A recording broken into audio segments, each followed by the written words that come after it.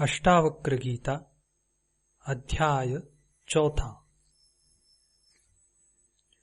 अष्टावक्र कहते हैं, स्वयं को जानने वाला बुद्धिमान व्यक्ति इस संसार की परिस्थितियों को खेल की तरह लेता है।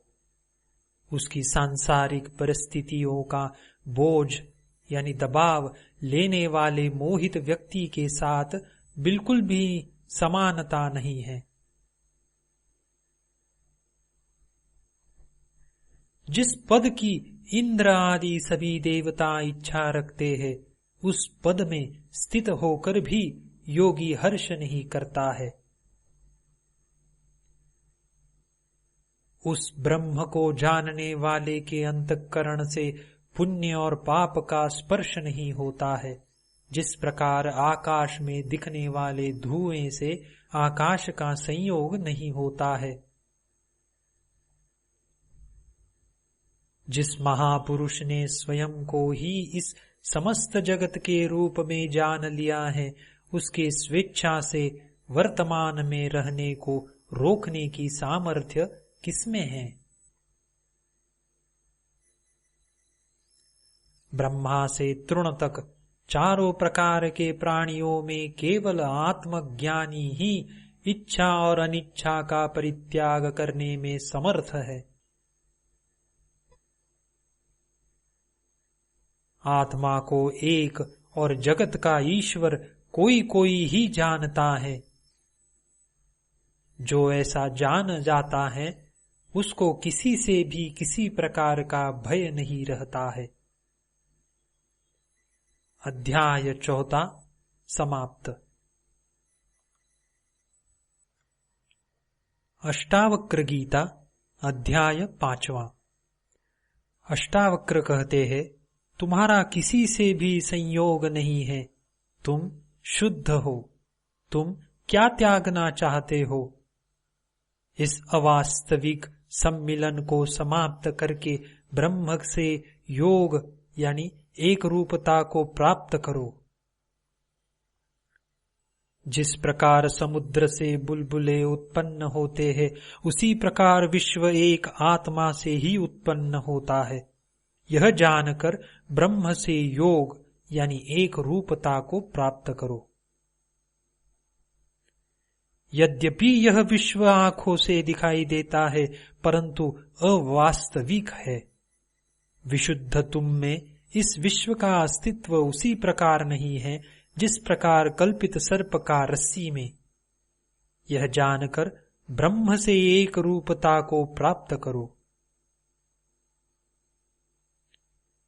स्वयं को सुख और दुख में समान, पूर्ण आशा और निराशा में समान, जीवन और मृत्यु में समान सत्य जानकर ब्रह्म से एक रूपता को प्राप्त करो। अध्याय 5 समाप्त। अष्टावक्र गीता 6 अध्याय। अष्टावक्र कहते हैं, आकाश के समान मैं अनंत हूँ और यह जगत घड़े के समान महत्वहीन है। यह ज्ञान है। इसका न त्याग करना है और न ग्रहण, बस इसके साथ एक रूप होना है।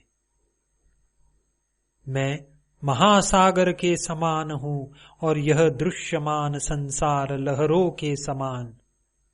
यह ज्ञान है। इसका न त्याग करना है और न ग्रहण, बस इसके साथ एक रूप होना है। यह विश्व मुझ में वैसे ही कल्पित है जैसे कि सीप में चांदी। यह ज्ञान है। इसका न त्याग करना है और न ग्रहण, बस इसके साथ एक रूप होना है। मैं समस्त प्राणियों में हूँ जैसे सभी प्राणी मुझ में हैं। यह ज्ञान है। इसका न त्याग करना है और न ग्रहण, बस इसके साथ एक रूप होना है। अध्याय 6 समाप्त। अष्टावक्र गीता अध्याय 7। राजा जनक कहते हैं, मुझ अनंत महासागर में विश्व रूपी जहाज अपनी अंतः वायु से इधर उधर घूमता है, पर इससे मुझ में विक्षोभ नहीं होता है। मुझ अनंत महासागर में विश्व रूपी लहरें माया से स्वयं ही उदित और अस्त होती रहती है, इससे मुझ में वृद्धि या क्षति नहीं होती है। मुझ अनंत महासागर में विश्व एक अवास्तविकता यानी स्वप्न है। मैं अति शांत और निराकार रूप से स्थित हूं। उस अनंत और निरंजन अवस्था में न मैं का भाव है और न कोई अन्य भाव ही। इस प्रकार असक्त, बिना किसी इच्छा के और शांत रूप से मैं स्थित हूं। आश्चर्य, मैं शुद्ध चैतन्य हूं और यह जगत असत्य, जादू के समान है। इस प्रकार मुझ में कहां और कैसे अच्छे यानी उपयोगी और बुरे यानी अनुपयोगी की कल्पना। अध्याय 7 समाप्त। अष्टावक्र गीता अध्याय 8।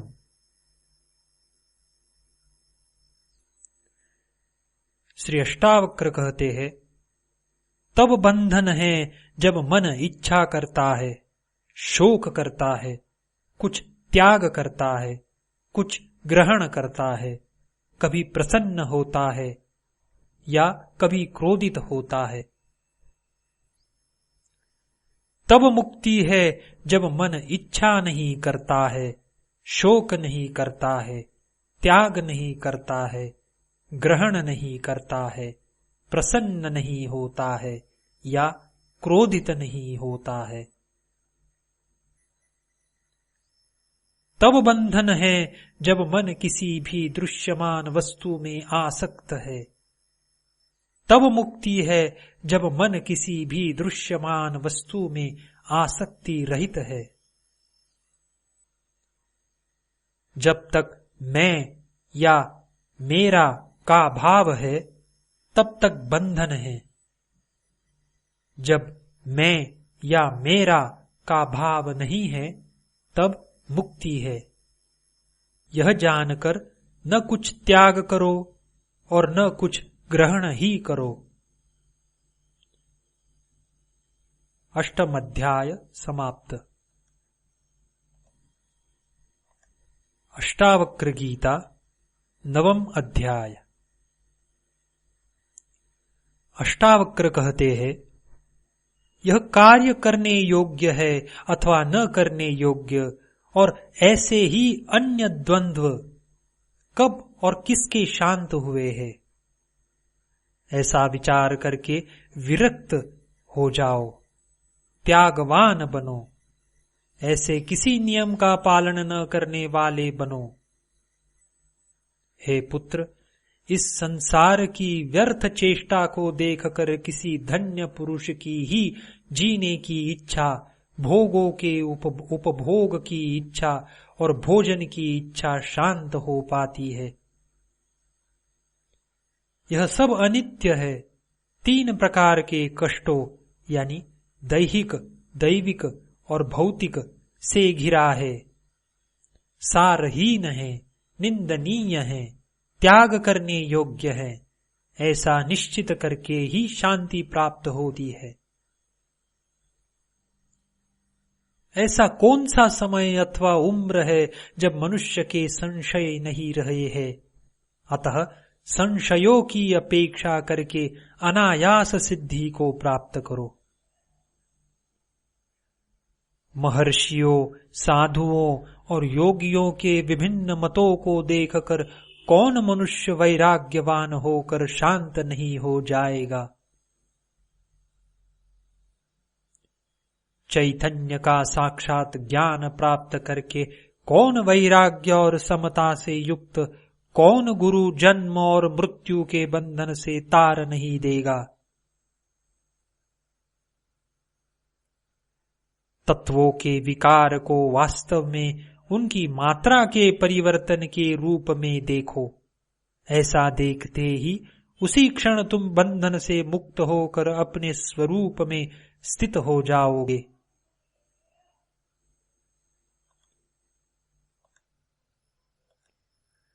इच्छा ही संसार है, ऐसा जानकर सबका त्याग कर दो। उस त्याग से इच्छाओं का त्याग हो जाएगा और तुम्हारी यथारूप अपने स्वरूप में स्थिति हो जाएगी। अध्याय 9 समाप्त।